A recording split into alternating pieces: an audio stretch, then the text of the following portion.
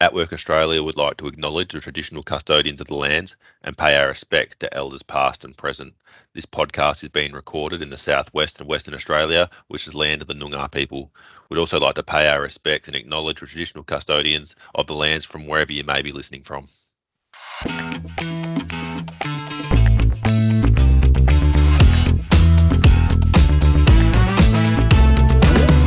Hello and welcome everyone to another episode of Candid Conversations with Shaun. We have an interesting episode for you all today. How much do you know about Tourette's and how it impacts a person's ability to engage in their community or to be able to find employment?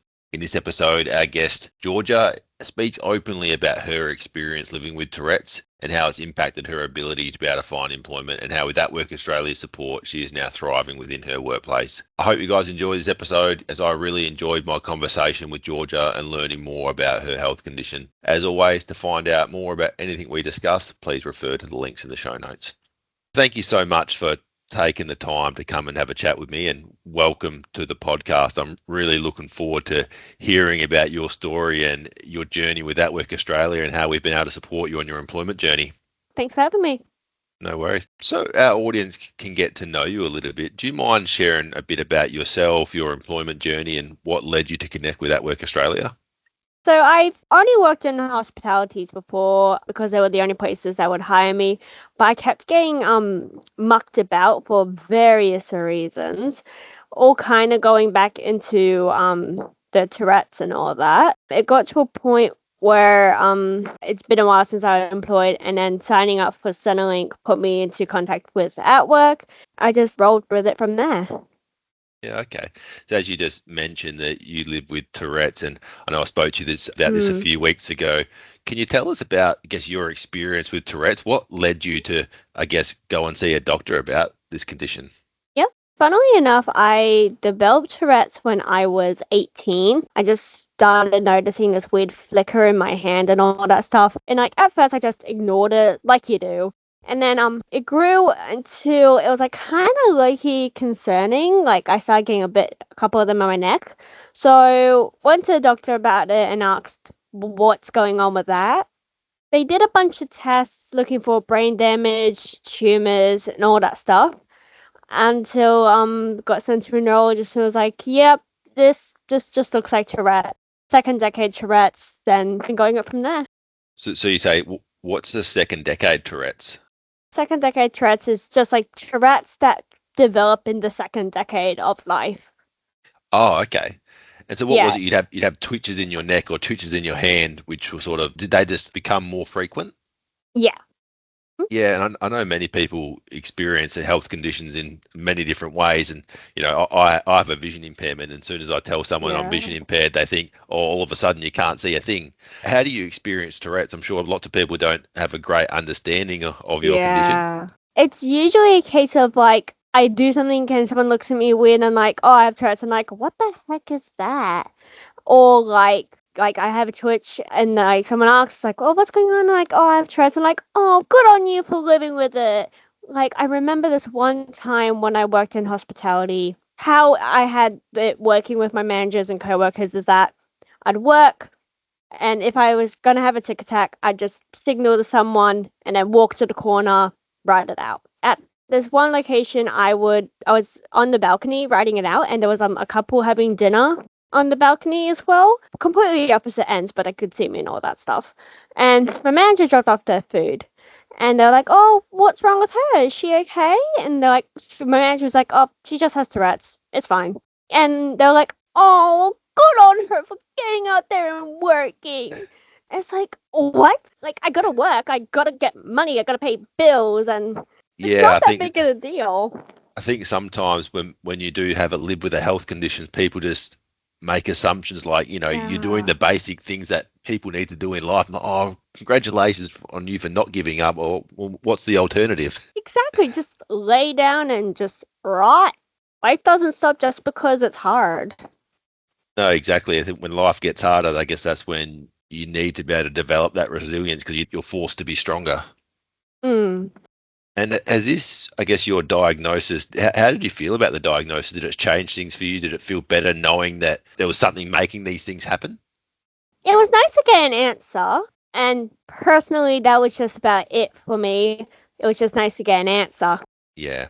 You were diagnosed at 18, so you'd already finished your schooling, so that wouldn't have been an issue. But how did it then impact you in socializing when you're out in the community? Do you find people making weird comments if you walk past and you might do one of your twitches or something? Not that I've noticed personally, but when I go out in public and have a bigger episode, I'm never usually alone. I'm either with like a family member or like some of my good mates, and they like bodyguard me in a Yeah. type of way. So not that I've personally noticed. Like the worst I've gotten is like, oh, I'd be ticking on the floor and like a staff member comes over to talk to me. They're like, hey, is she okay? And they're like, oh yeah, she has Tourette, she's fine. And basically direct the attention away. Yeah. So I guess once you feel the twitch coming on, or tick, do you call it twitch? What do you refer to as a tick? Yeah. Yeah. So do you feel it coming on and then you choose to sit down so you don't fall down? I extremely, extremely, extremely rarely feel them coming on. Usually they just appear and I just ride it out from there. Sometimes they take me to the ground, sometimes they take me laying down. It's basically just just not fighting against. Because once you fight against it, that's when it gets really bad. Yeah. Okay. And how often does this happen? Is it daily, weekly? Whenever it feels like it. Yeah. There's Right. no time schedule. I wish I had a time schedule, Yeah. but I know, but unfortunately not. on average, like, does that happen each day or every few days or? Again, it's very random. There's really no clocking it. Yeah. Wow. Yeah, some days are just worse than others, and that's all I can really say. Yeah. Okay. And are you allowed to have your driver's license? Yeah, I haven't Yeah. been stopped to do anything. I got my forklift. I'm on my L's. Oh, fantastic. And how has your health condition impacted your ability to find employment? Hollywood. How Hollywood depicts Tourette's and all that stuff. Because, or not even just Hollywood, or just the media, how they like push this idea of this is what this looks like. And with Tourette's, it's very swearing and violence and all that bad stuff. When in reality, that's just very rare. But Yeah, it's like, because it's all over the place, that's just that bias people have in their brain. Is that the word I'm looking yeah, it's an for? unconscious bias because I think, yeah, like you say, people see it in the movies and they just think people might be randomly swearing. So that's all automatically what they come to think of when they hear the term Tourette's. Yeah. So have you received negative feedback in the workplace or in interviews because of your health condition?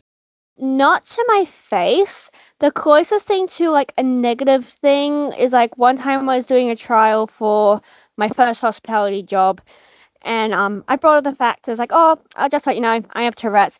And the first thing she said was like, do you swear? I was like, no, that's very rare and just Tourette's in general. Yeah. And whenever she was talking to regulars about it, and like when I was first getting introduced into the workplace, she was like, to regulars, she'd be like, and she doesn't swear.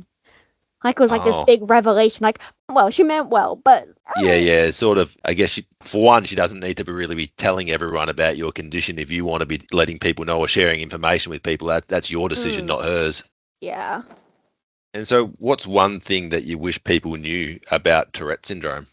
That it's not always consistent, that's not always the same. Like just because person A has this tick does not mean person B has this tick. Just because the Tourette's are like this on one day doesn't mean they're like this on the same the other day. That it's so random, and no matter what, you can't control that. Heck, trying to control it actually would make it worse. So they're just very inconsistent. So you're told by medical professionals once it's coming on just to go with the flow and let it do its thing? That's just more what I figured out in my personal experience. Yeah, okay. And is there any myths about Tourette's? Like I said, that's just what the media portrays about them being only swearing and violence and all that bad stuff. That like they're not Yeah. always that. That's the rare experience. Also, that they're not 24/7. Yeah, it's just periodically Yeah. you might have these tics. Yeah. So can you tell me, how did atWork Australia support you to get your current role?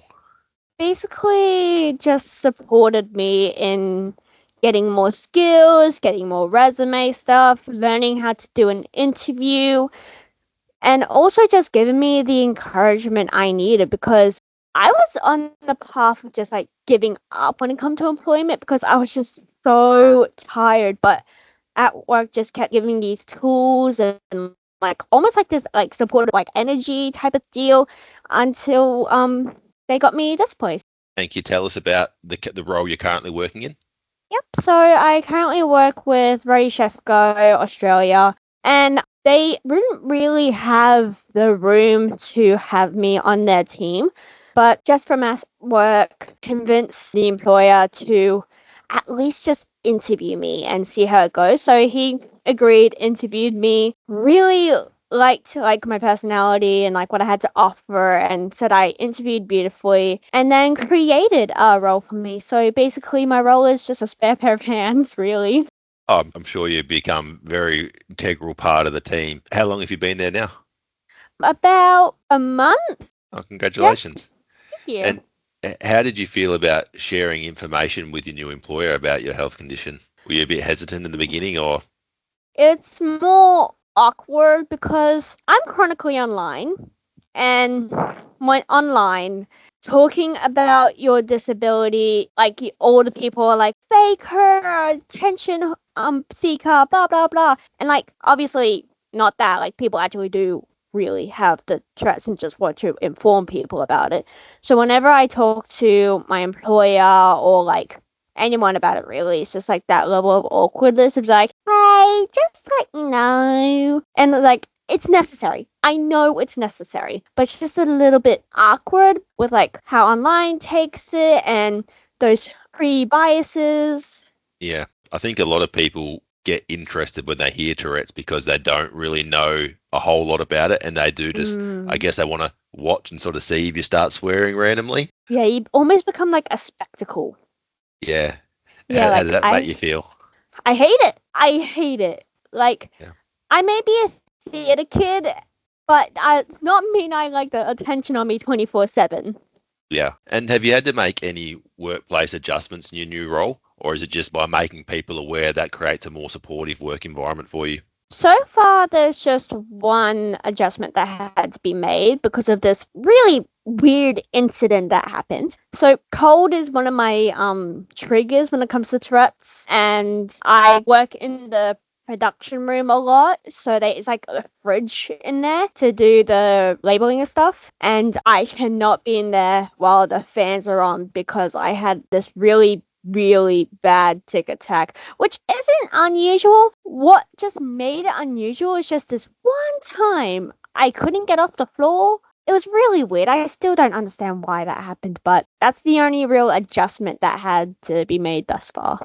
And I guess that was just you sort of learning that as you go, the things that might trigger a tick. Yeah, like I knew a little bit was my fault because cold has been a trigger of mine for a while, but my position was already really limited in this role because like they technically didn't have the room for me, so I didn't want to limit myself further by anything, so I didn't really tell them until afterwards, and that was a really dumb move on my end. I recognize that, but like I said, I just didn't want to limit myself. I learned my lesson from that, and I have informed them of all my triggers. I guess it's a good sign to them to show them that you're motivated and that you really do want to work. So what are some of the other triggers that you have? Crowds talking about my Tourette, people mimicking or mocking my Tourette's. Yeah. Not having a lot of sleep and not having a lot of sugar. I really do not understand the last one. That one's just like the weirdest one. Is it just so you want to eat more lollies? That helps? Yeah, I got soft drinks, monsters, hot chocolates. Yeah. And what would you say to other people who might be struggling to overcome their challenges to find employment because of whatever they might be facing, similar or different barriers to you? Find your support group. That's what really helped me because applying for jobs over and over again really gets tiring and demotivating. But if you have that good support group, they can really give you the energy to keep trying. Also, look around and see what tools you can find and use your tools to your advantage, whether that be a website, whether that be a company help service like atWork. take advantage of what you have been given, and don't be afraid to like get tickets just because. Like, I didn't plan to work in a warehouse, but I got my forklifting ticket just in case, just to get yourself more employable. Does that make sense what I'm saying? Yeah, 100%. Even by getting qualifications, it shows a future employer that you're dedicated and that you're hungry to learn and seek employment. I know you spoke about your support networks. Have you built a support network with other people who have Tourette's? I know from my personal experience, when I lost my vision, I never knew anyone else with a vision impairment. And as many people as you speak to that don't have a vision impairment, they don't quite understand what you're going through. And I remember the first time I spoke to my mate, who's a vision impairment, we both just clicked and we understood all the different experiences that we both talked about. No, unfortunately I don't got any other mates with Tourette's at this current point in time. Yeah. And what would your advice be to employers who might be hesitant towards giving a person a go because of a health barrier? Don't be hesitant. Like, if they are coming to you and being like, hey, I'm looking for a job, give them the same chance you would give anyone else coming to you. Seriously, just because they have a disability does not mean they're useless. Like, there's not much they can do. They're coming to you because they recognize this is something they can do and they want to work. Yeah, I think people just sometimes the barriers for people are put in place by other people because they're afraid or they might not understand how this person can do it, but the person is more than capable. They've lived with this condition for a long time and they figure out ways to get around it. Yeah. Also, if you do plan to take on someone with a disability, firstly, fantastic, great. Secondly, do a bit of research around it. And not from Hollywood. I mean from actual medical sites, from actual people who have that disability. Educate yourself and listen to your person who has that disability because they will know firsthand. 100% agree. Having a conversation with someone, they can straight away tell you what type of supports they need in the workplace. So Georgia, what's your goals for the future? What are you hoping to achieve? Do you see yourself staying with Ready Chef Go for quite some time, or what's your career aspirations? I definitely see myself staying with Ready Chef Go for the foreseeable future. I do want to get more in touch with my creative side, and that's what I've been able to do now that I got a stable income from being employed. I can do more with creativity, and I would at some point like to go back into education. Maybe we'll see what happens. At the moment, I'm just rolling with the punches. Yeah, just enjoying life at the moment, hey? Yeah. Well, that's a good way to take it. So, Georgia, thank you so much for coming on and sharing a bit with us about your journey and your experience with Tourette's. I really appreciate you being so open and honest, and I'm sure people will take a lot away from hearing about your experience. Thanks for having me. Thanks everyone for tuning in to another episode of Candid Conversations with Shaun. Really hope you enjoyed my conversation with Georgia. I'm really grateful that she joined us and she was so open and honest about speaking about her health condition and her experience with Tourette's. So we wish her all the best for her future and we hope she can achieve all of her employment goals. Thanks for tuning in, guys.